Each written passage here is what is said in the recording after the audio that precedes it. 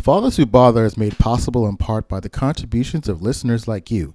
To support Fathers Who Bother, go to our Patreon page at patreon.com/Fathers Who Bother and become a monthly subscriber today. On the next episode of Fathers Who Bother, I speak with Sherman Showcase co-creator Diallo Riddle. We talk about his kids' appetite for scary movies, men's misperceptions of labor, the professional advantages of having kids, and more. Welcome to Fathers Who Bother, a podcast for men who are dad as we want to be. My next guest is a native of Atlanta, Georgia, and graduate of Harvard University. He is a writer, actor, DJ, and co-creator of some of my favorite shows on TV, like Sherman Showcase and Southside. His comedic pen has graced The Last OG and Late Night with Jimmy Fallon.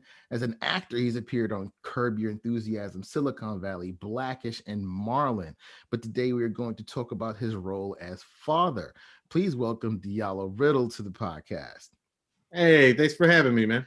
Thanks for having me. Thanks for being here, man. I know we've been going back and forth. You're such a busy brother, but I'm glad we were able to make it happen. Man, I'll tell you, when you have 3 kids, you are always busy. Oh, for sure. You don't For let. sure. I got 3 boys, and one is getting, one is in middle school, pretty much almost. One's in elementary school, and then one's in pre-K. So it's just a lot going on at this house always. Ooh, pre-K. Yeah.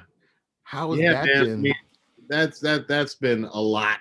But I feel like what's interesting is that I think that you got to get your kids into pre-K. I think that was one of the best things that Obama helped get going was that extra funding he got for Head Start, because the socialization of your children has played such a big role in bringing out their personality and their maturity. So yeah, and also let's be honest, like it's nice getting that kid out of the house sometimes and like being able to focus on the other two. Right. The COVID times and the Zoom rooms for class, like it's been a lot. So the second that things calmed down in Los Angeles County, we were able to get one of our kids into a preschool. That took a little bit of load off of the family a little bit. So he's been able to have in-person instruction during all of Yeah, yeah. this. They increased so to be clear, his preschool is a very small private school here in Los Angeles. They dropped it down from like 12 kids a class to like, I want to say 6. So they have the distance. They wear the mask. What's interesting is that at 3 years old, like he doesn't know school without the mask. So he just you hand him the backpack, and the mask, and he just puts it on himself. So I think he's gonna think he's graduated when we tell him he doesn't have to wear the mask. That's been an interesting observation folks have made, especially for the kids that were born last year or early last year. They only know a world with masks. So the whole, The I think whole there was. thing is just like that too. And even with the middle kid, who's sort of like in the heart of elementary school right now, like we just did the first sort of like Planned Parent Day play date in the park.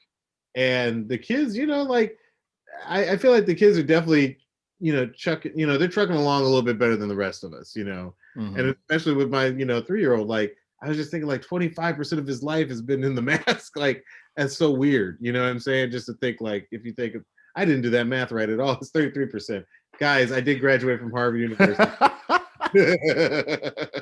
The fact checkers on YouTube are like, your percentage is wrong. I know. Put it in the comments, and I will personally write a snarky reply to each of you.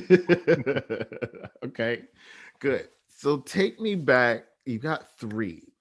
Yeah. Take me back to when you found out about your eldest, when you first found out you were going to be a father. Oh gosh, this is a crazy story. You know what? I don't think I've ever told anybody about this. I was on set of Jimmy Fallon. We were getting ready. I could be wrong, but I'm pretty sure it was the day that we were doing History of Rap in 2009.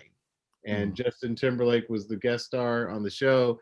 And we had been working all day on like an idea that Jimmy brought to us where he was like, I want to do a medley of hip hop songs. And can you and Bashir write it up? And we were like, yeah, we'll do it. And I, being the DJ that I was, I did at that time, Quest was a little busy. So anytime he didn't do a rap party, I did the rap party for the crew and the cast at the show. And I had just done a big DJ. I just DJ'd our big hiatus party. You know, when you go on break for a week or 2 weeks, it's called hiatus. And back then, you just throw a party. So I DJ'd our hiatus party, and I remember that it like, you know, I did a good job. Like I tore the place down, and I literally, knowing Jimmy's taste at that time, I took all the songs that I knew that had been like primetime bangers, if you will, and put them sort of in sequential order based on the year that they were released.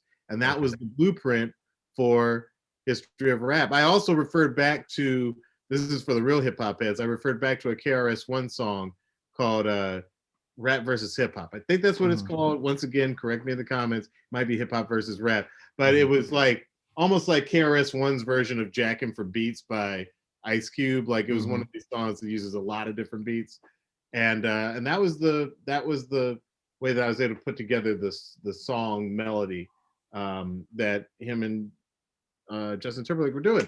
But you know, it's stressful when you get closer to showtime, and it's like 4:50 p.m. I think in New York, and so like the crowd is like piling on, all the tourists are, you know, packing into, you know, Studio 6B in Rockefeller Center, and my head is racing because I got to get the roots to learn, you know, to get the music for the medley going, and then I got to turn and make sure that Jimmy and Justin feel comfortable with the whole song, and then I get a call on my cell phone. I see it's it's it's my fiance, because we hadn't gotten married yet, and it was my fiance, and I looked down at the phone. I'm like, "Hey, what's up? I'm literally on set right now," and she's in tears, and I'm like, "What is the problem? What's going on?"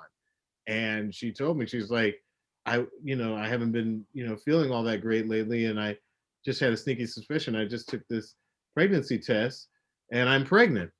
And that was, and like, I swear, like I'm standing by the elevators that are right by the door, people running in and out with props, and you know, the Roots are going in with their instruments. Quest was probably like, "Yo, I need to talk to you about this song we're about to play," and I was like, "Hey, yeah, I'll be with you in 1 second." Hmm? Okay, got it, cool. I'm gonna go out here and do the show. I'm gonna call you in an hour and a half. I mean, I should also say that, you know, we had met in LA, we dated in LA, got engaged in LA. You know, I'm living on the East Coast now. We're doing like the long distance thing when this happened. You know what I'm saying? So there's all kinds of stuff going through my head. But you know what I told her? I said, "Hey, um, I was like, this makes me very happy." You know, like I immediately turned into diplomat. You know what I'm saying? I was like, this makes me very happy. And it was the truth. It's easy to be a diplomat when it's the truth. Um, you know, let's take this weekend and figure out, you know, if we're gonna get married. You know, like we're already engaged, but you know, let's just take this weekend and do lots of talking. And we didn't have Zoom back in 2009, but you know, I think we might have said FaceTime. And I was like, let's just talk about it, you know, this weekend. That was it. It's very sort of matter of fact. And by the end of that weekend, we decided, yeah, you know, let's push up our marriage date by a little bit so that we know that that dress will still fit. And and that was the point where I think we got married in April of that year. That sounds like my parents' proposal. My mom always tells me this story because she said, "I told your father I was pregnant." He said, "Well, he's gonna have my last name." That was my father's proposal. You know, So, I feel like I'm a little bit old school in the sense that, like, you know, hey, this is just what happens, and it was made easier by the fact. Look, there were definitely times when I was a dating man, uh, you know, the quote unquote pregnancy scare. You know what I mean? Like where I will never forget one time I rushed to the hospital with a girl who I liked, but we were just dating. You know what I'm saying? Like truly just dating. And I remember sitting in that, you know, hospital thinking like, what if she's pregnant? I don't know if this is the move. Like, you know what I mean? Like, and it truly wouldn't have been. So I think that you know, I was fortunate in the sense that, you know, I was already engaged. I had never been engaged before. I had never I told my mom after our third date, you know what, mom? Because I could always know how to make my mom laugh. I was like, hey, mom, you know, worst case scenario, I just met my first wife. That made her laugh. Your first one. Worst case scenario, I've met my first wife. And you know, that's always been the move, you know. So that was the day I found out I was going to be a dad, and unfortunately, my father had passed away 7 years earlier, so or 6.5 years earlier. Like I feel like he just missed this time in my life. Mm.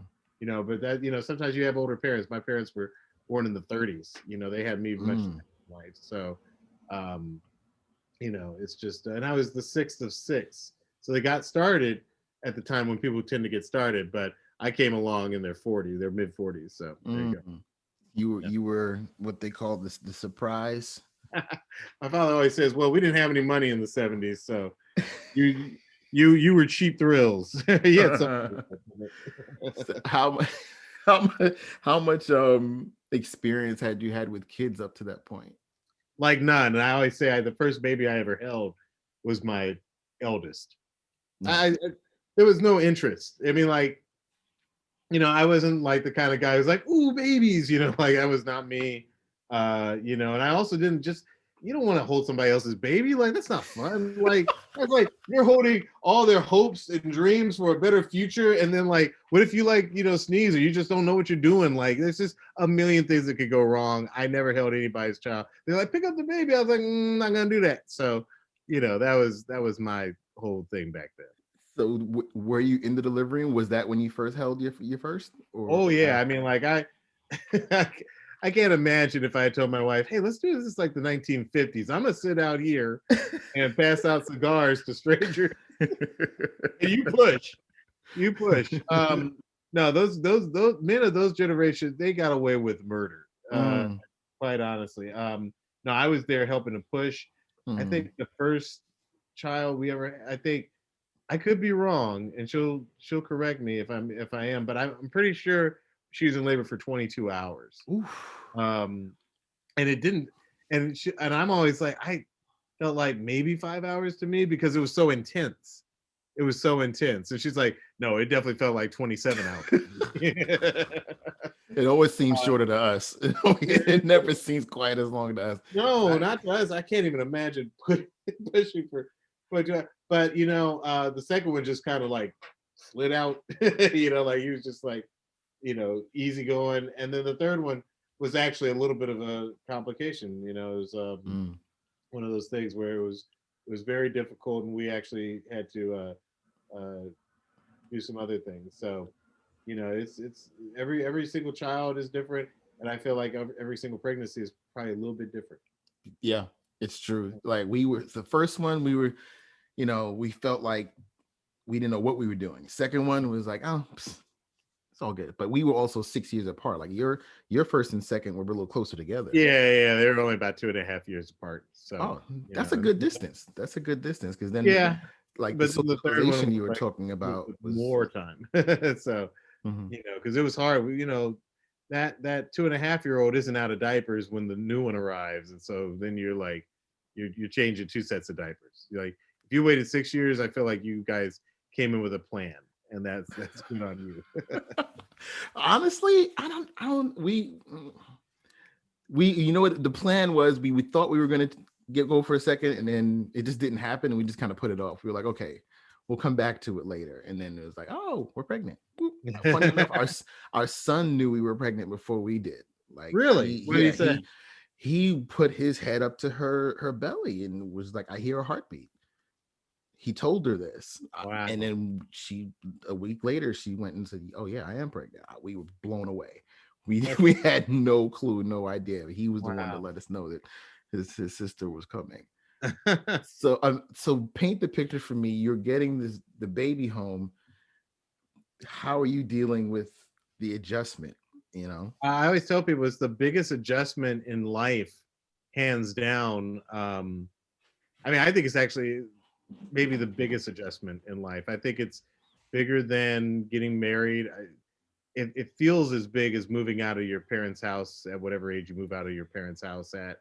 Um, I don't know. I don't know what it's like if you have a child and then you just stay living with your parents. That's not something I can speak on. But Mm.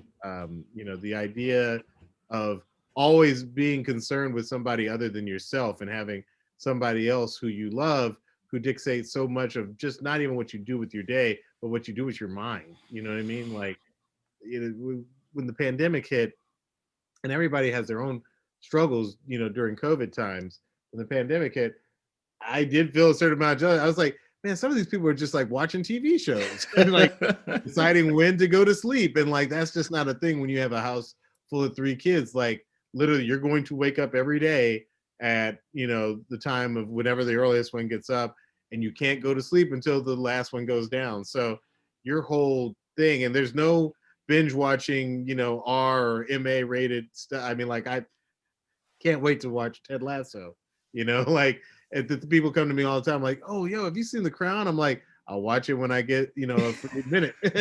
No Snyder cut for you yet? No, there's no Snyder cut for me yet. Even though my boys are old enough now that I can watch that stuff with them, and I feel like a new man. Like, this is the first time in almost 11 years that I'm like, oh, I can actually watch stuff again, because they're old enough to process some of this stuff, but not everything that you would think they would. I actually thought, because one of my kids is like really into like scary stuff, and I was like, well, I think Walking Dead is actually not that bad. I mean, like, when you see one zombie, you've seen them all, and you hit play, and like immediately all you hear are curse words, and people talking about like having sex or cheating on their partners and stuff, and you're like, okay, that was enough of that.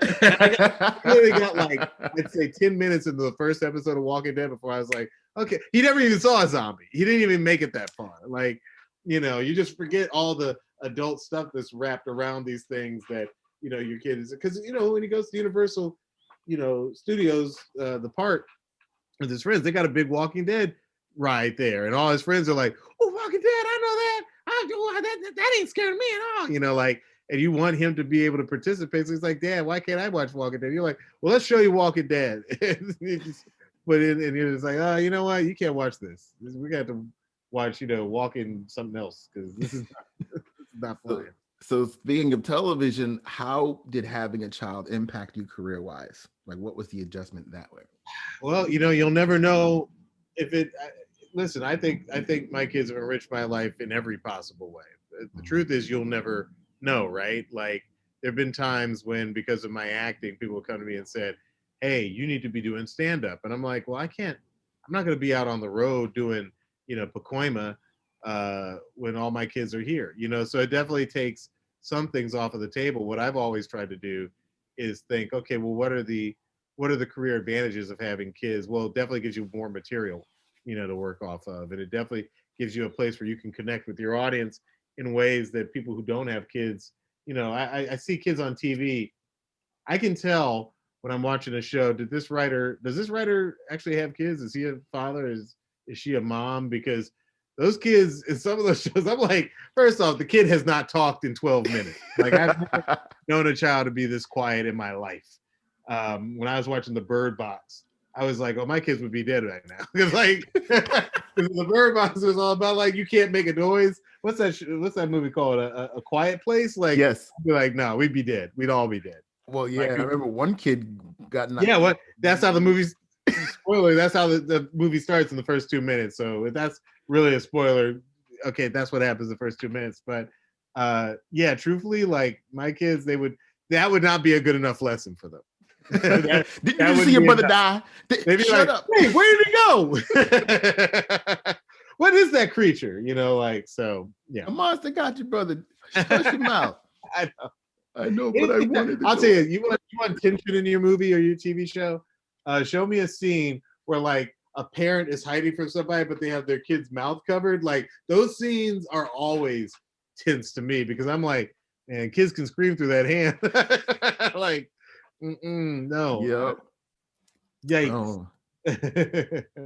So you had posted some pics of your nine-year-old's birthday. Yeah. How have you managed the birthdays during quarantine? We actually do it pretty good, I think. We've always had a little pod of people who get tested once a week, and in that little pod, like, we'll gather like maybe once or twice a month, just so you have some contact with people outside the house. I mean, like, things are loosening now. Most of the pod is either fully vaccinated or half vaccinated. So it was actually just last week that we were able to have some people over and not wear masks at all, and not really worry about distancing, because CDC says if people are fully vaccinated, they can hang out, especially because we have a nice outdoors area. So yeah, we just had some people, over. Yeah, when it came to birthdays, whether it was mine or the kids or my wife's, we typically just it's nothing fancy, man. We just, you know, wife will make a cake, and I'll put on some music. I got the booth back here, which you can kind of see if you're watching this on YouTube. Yeah, yeah. You yeah, I'll put on some music. It's kids party, if So my kids have sophisticated taste. That kid who you're talking about, he's a big Jamiroquai fan, which makes me really proud because I'm like, oh yeah, this is cool. Sometimes, let's be honest, sometimes you'll be listening to music with the kids in the car, the kids station, and you're just like, this is garbage. Like I don't know if I want you guys listening to this. But the flip of that is that when I put on like the station I would usually listen to, whatever's playing hip hop right now, like put the artistic, critique of it aside, even if it's edited, you don't really want your kid hearing the stuff that's not edited. You know what I'm saying? Like, Yeah. they're talking about like, I'm Mm. I mean, they may not have curse words and they may not have like, explicit talk of gunplay, but like just the whole thing is still very X-rated in Or terms of violent. Yeah. what It they're talking doesn't. about. Yeah. Mhm.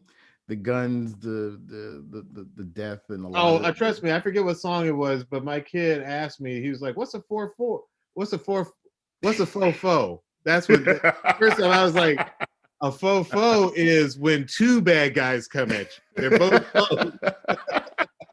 I come up with great explanations on the spot. Like, my wife always makes fun of me because she says I can rap like any rap song, but the edited version, like flawlessly, because hip hop's still music that I need in my life. I Hmm. still love it so much, and definitely like when me and her go on date night, the very first thing we do is we cut straight to Shade 45, like the radio station that had all the swear words. We're like, yeah, like we say all that stuff. But it is crazy how much even the edited versions are not kid appropriate. You just can't, because you can't explain anything that they're talking about. Like the kid will hear something, he'll be like, what do you mean by that? And you're like, oh, he just means that, he doesn't like that girl anymore. You're like, you just start sounding like an idiot.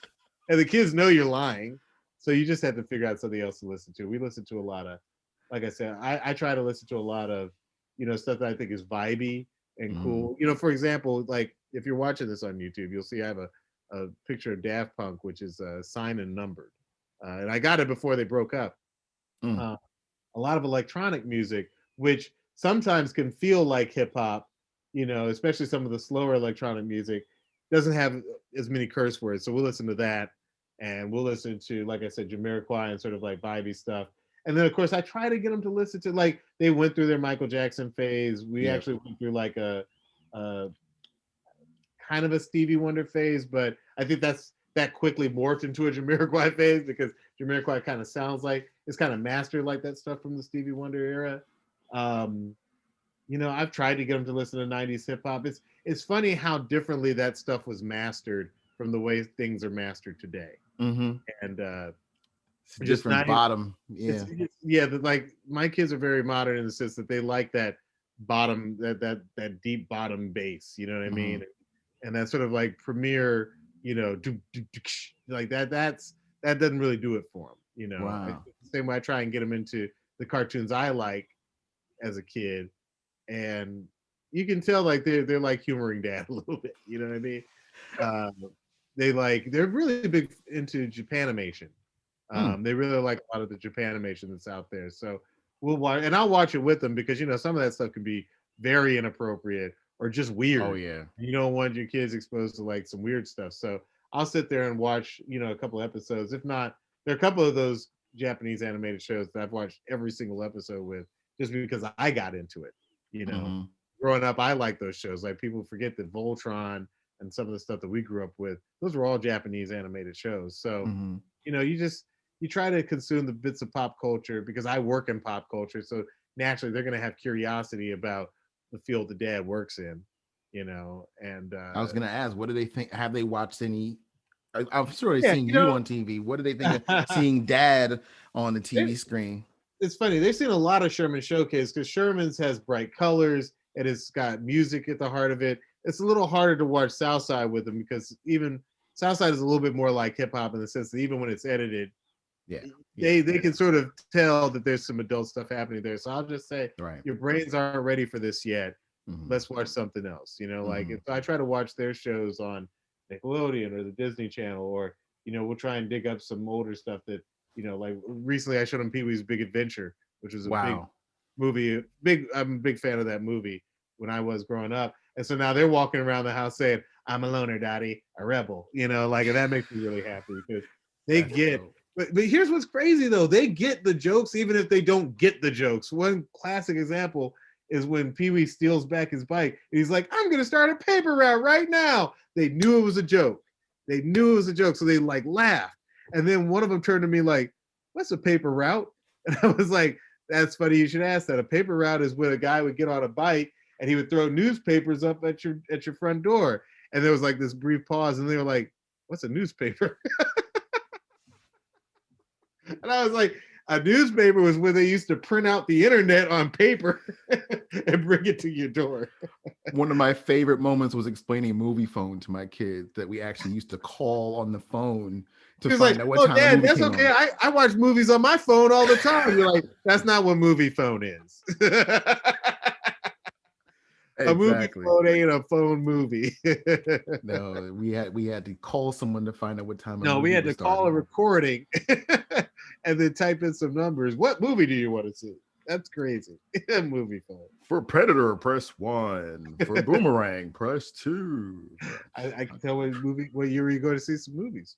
Well, yeah, that's the other thing that changed, for me, was what movies I could go see. And I just remember falling asleep in a lot of movies, just because Friday nights were the only times we could go. So I remember going to see, what was it, The Last Airbender Oh wow. theater, and I don't think I made it through the first 15 minutes before I was in the theater like, Yeah, no, I'm telling you, I think the first movie I ever fell asleep on in the theater was a Russell Crowe movie.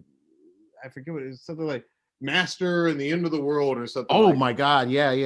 That's Yeah, it was definitely one. like a 3-hour movie, man. Like I didn't make it. I didn't You make took it. your kids to that one, or No. But that was okay, the first time you I fell had never asleep. fallen asleep in a movie in my life. Didn't matter how late it started. And that was the beginning of a terrible trend where Right. like I could go to a movie with my wife on date night and even fall asleep. The kids take the life out of you. By the way, Last Airbender was also based on a Japanese cartoon, Yep. and my son like loved the cartoon. I was like, "We know there's a Same. movie based on this," and then he saw that movie and he was just angry. Oh, so He was was like, mine. "This is the pits. I can't believe they ruined it." Yes, he was not happy. Is he the one that did the Twilight dance off? I was so impressed by that, by the way. That's the middle kid, man. The middle kid did the Twilight dance off, man. For These kids, explain what that is for those who may not have the seen your Twilight dance. Instagram. So the Twilight dance off was, he, you sign your kid up for piano lessons, and you find out that the guy who teaches piano can also teach your kids like, drum pad Mm, and like producing music using sequencers and like basic samplers. mm. That was so like he had like gotten really good at it, and he was like, "Dad, I want to show you this song I made." And he hits the button. It's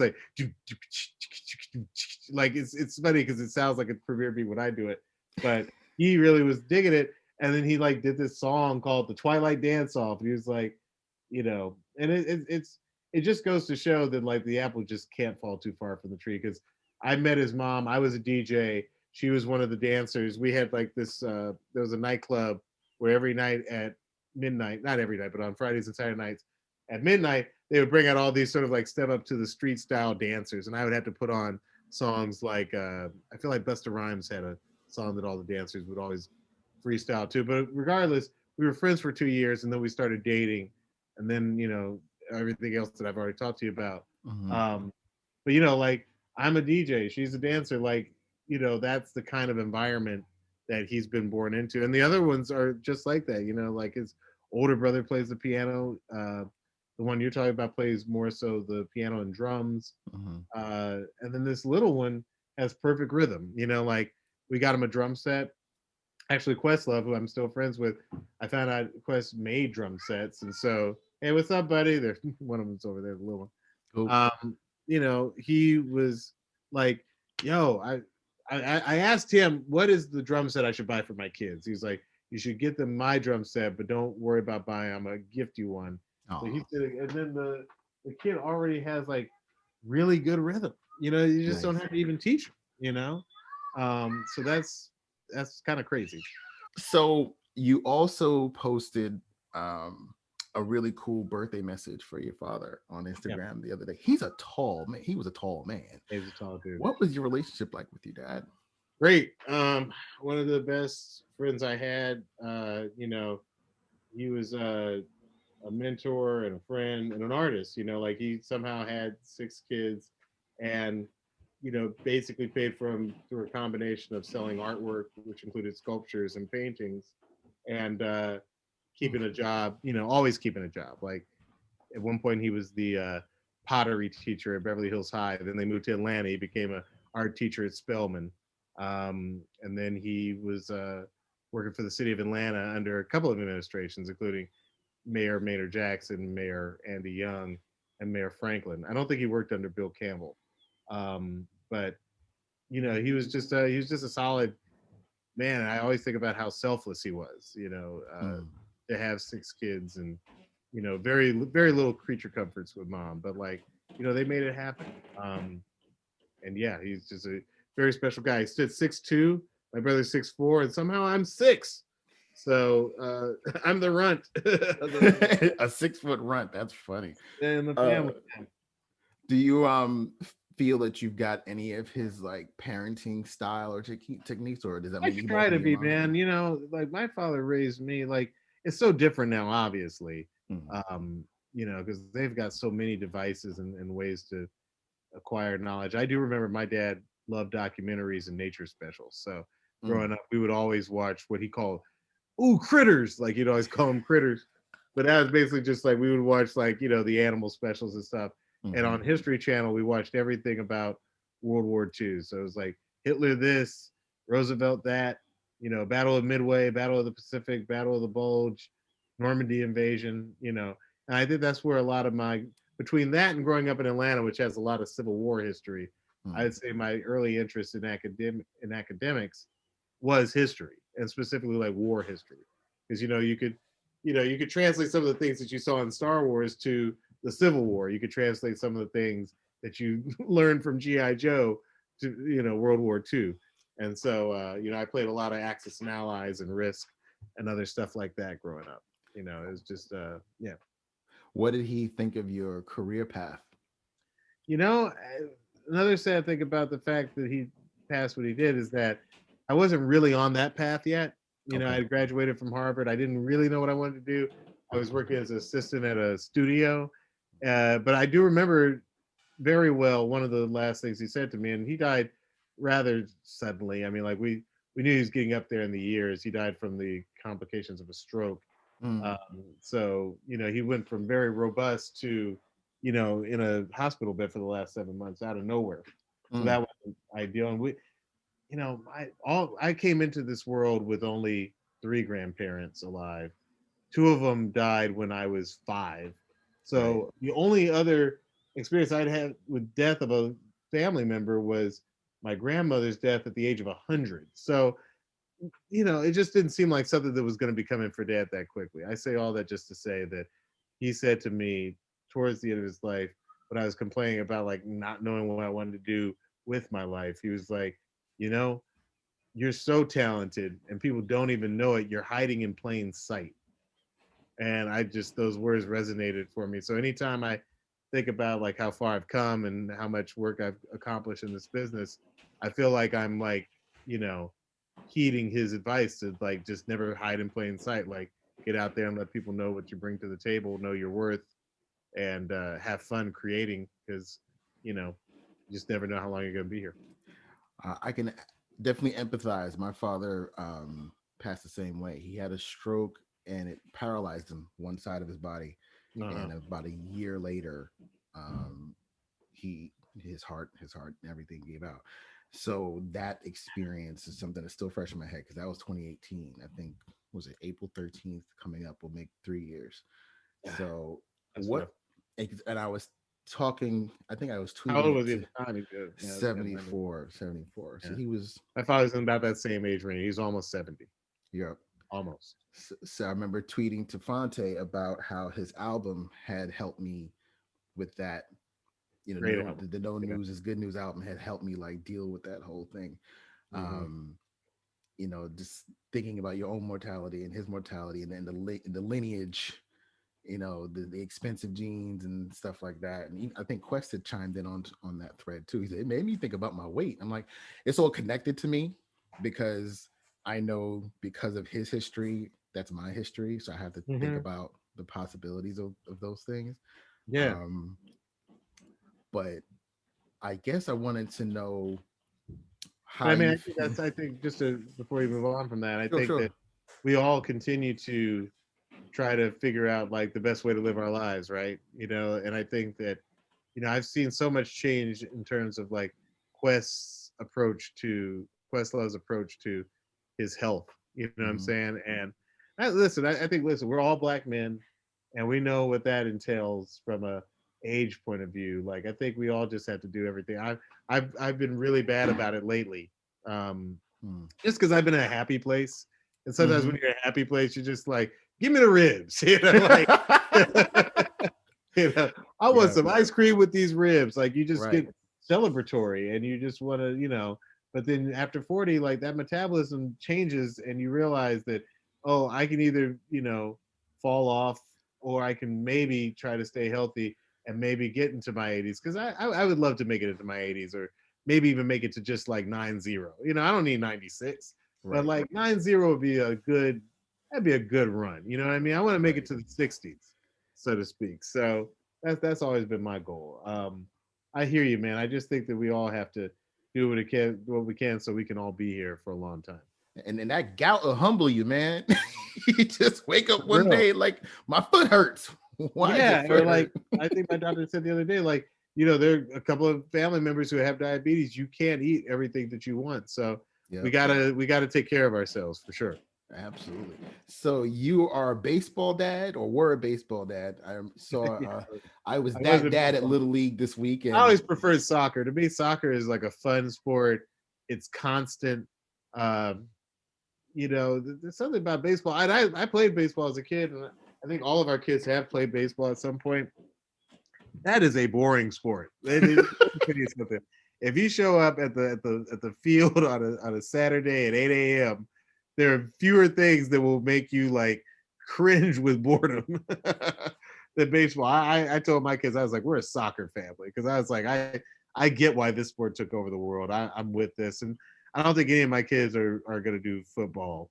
Um, None of them are tall enough, I think, to really excel at basketball yet. But Right. we have a hoop here at the house, and they all play. So, Oh, that's but cool. yeah, I think soccer is great, because it doesn't require Mother Nature to make you a 6'4" giant, and there's teamwork involved, and you can practice at home just by like bouncing the ball on your leg. So I think, yeah, I say also, I'll be honest, in my part of town, that baseball game was getting mighty MAGA for a little bit. Like, those Oh. parents were like, you know, okay, we're gonna sing the national anthem, then we're gonna Mhm. sing America the Beautiful, and then we're Mhm. gonna sing "Oh This Land, My Land Is Your Land." Like, I was just like, we just play the damn game, y'all. Right. Like, Right.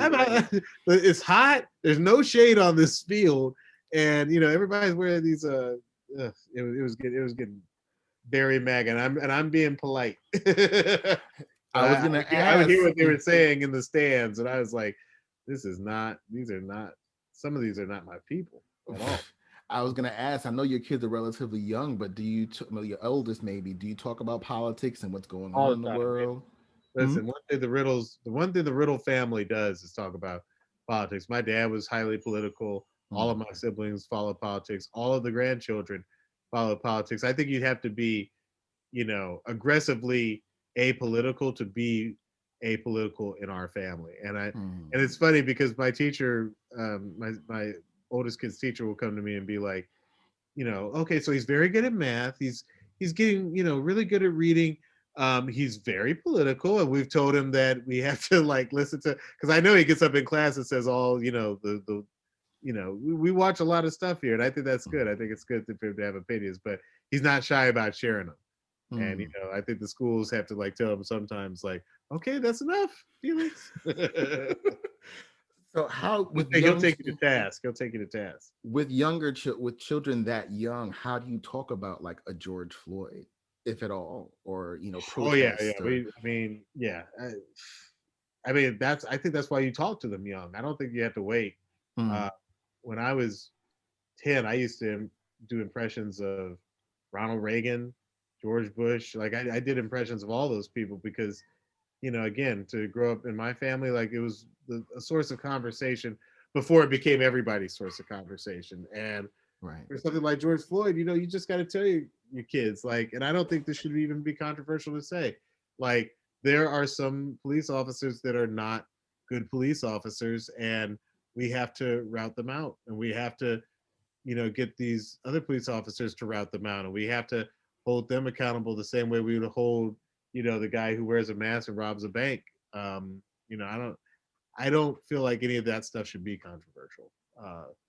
And when George Floyd happened last year, like, we were out there on the streets with the signs. Mm, Like I made sure that we got out there with our signs and went to the rallies and hung out on the corners. And this day, I'm one of the people who still drive by certain corners when I pass that stuff and honk.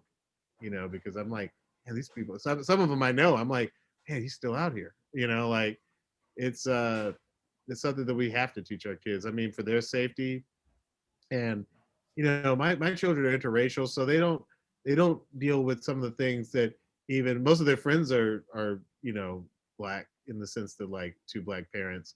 mhm. uh you know they need to. I feel like my kids may not deal with everything that some of their black friends will deal with, even though I consider my kids black. Mm, uh but it's just that thing where, like, it's just, I mean, why sugarcoat it? It's harder, it's more challenging for our dark brothers and sisters. And so, you know I speak very matter of fact to my kids, in the hopes that one day this stuff won't matter as much as it's mattered in my lifetime. um, and I think that's sort of what it takes to be a good black father, is that you have to give your kids perspective. I run across so many people in our business, and I won't say no names, but I'm like, where was your father? Like, how can you feel the way that you feel? It's insane to me that, like, you'll hear people say things like, oh, well, so and so makes the most money, so that's success. And I'm like, yeah, but look at the nonsense that he says when he opens his mouth. mhm. You know, do you want your children to emulate a person who has a lot of money, or do you want them to be wise and compassionate and minded towards justice and just helping black people, and not attacking their fellow black people? Like, I just don't. I think that it's so important that we as fathers raise our kids with consciousness and with perspective, so that they don't think the measure of the man is his wallet. It's insane to me that so many people do.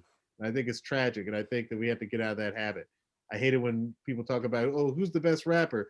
Oh, it's the rapper who sold the most albums. I'm like, oh, so the best rapper of the '90s was Vanilla Ice, because you know I Vanilla to the Extreme, or whatever that album was called, To the Extreme. To the Like, extreme, right? that was the highest selling record of the '90s back then. So by your definition, that's the best rap album of the '90s. Right, Oh, that's really too bad for A Tribe Called Quest, or right. Biggie, or whoever you like. Like, I think we have to get out of the mindset that just because you have a lot of money, that's what makes you successful. I'd like to beat that mentality out of existence, because I think that that's just wrong. I think you can be successful, you can have money, you can be wealthy. I think it is actually even possible to be wealthy and still be a good person. But I don't think that uh, we should be judging a person's value or their morals, or their, yeah. It just, that to me is, you know it's the opposite of the way that I was raised. And again, that's because I had a good black father to be like, nope, that's not how we're thinking. How do you define success as a father? Like, when do you feel like, you know what, I'm nailing it today? You can, when, you know what, it's I'm glad you put it that way. I think the days when I feel the best as a father is when I feel a real connection with my kids. So Mhm. it's not just like when they bring home a good report card, or they score the winning goal, or whatever. Like, It's when like you guys are bonding over. It can be anything. You could be eating food and bonding over how terrible it tastes. Like I think it's creating a real connection. Because one day you're not going to be here, and what will they think about you? It's I think about the things that my own father, like when I see something happen in the news or just down the street, I think, oh, dad would think this. Like that to me is his spirit coming back. Mm. um, yeah, I think that there are a lot of ways to measure yourself as a parent, but ultimately it's about what's the real connection and bond that you have with your children. Well, they seem to have bonded with your work because they did a video of Marina Del Rey from Sherman's showcase that I Yeah. thought was awesome. How did they put that together? Did you know it was happening, or was it a They surprise? might have shot that with a family friend, but it is cool to be able to tell the kids, "Hey, let's listen to Dad's music on Spotify." Like I waited years to have a song that I wrote, and Marina Del Rey is special because that's a song that I actually sing on. Mm. So that's yeah. Listen, I think to a certain extent, my kids are in that magic couple of years where like everything dad does is cool. It's not always going to be like that. I've never been the parent of a teenager, not yet. Mm. um I hear that's going to be a lot different, but right now this is just that fun age where like I can still dunk on them. I can basically do anything they want to do. I can pop up on TV every now and then. I can do everything they want to do, and they can't really do that much that I can't do. But at some point I can guarantee you they're going to be like, Dad is a cornball. And I'll be like, hey, so who's that girl I saw you with the other?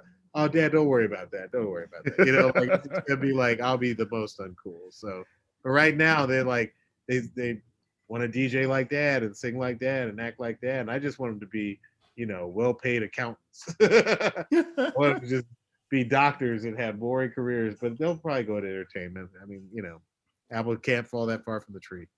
They definitely have the genes. They definitely have the skill set. They're great. So I swear they're so talented, and each one in their own way. I can't wait to see the men they become. oh man. Well, Diallo, thank you so much. I know you're on set today and took a break to come talk to me about your kids and your dad, and I really appreciate you taking the time. I know we've been trying to make this happen for so long. I Right, think for I real. think you were on the list. Fonte was my first guest, and I was like, I gotta get Diallo. So I think almost a year later, I managed to make it happen. Hey, you know what? I'll come back when they're teenagers, and I'll tell you. Oh man, I had no idea what was coming. Oh, We'll I do a got you. follow up. There's some stuff coming. I got it. My son's 18, for his first year in college. My Yeah. daughter's 12.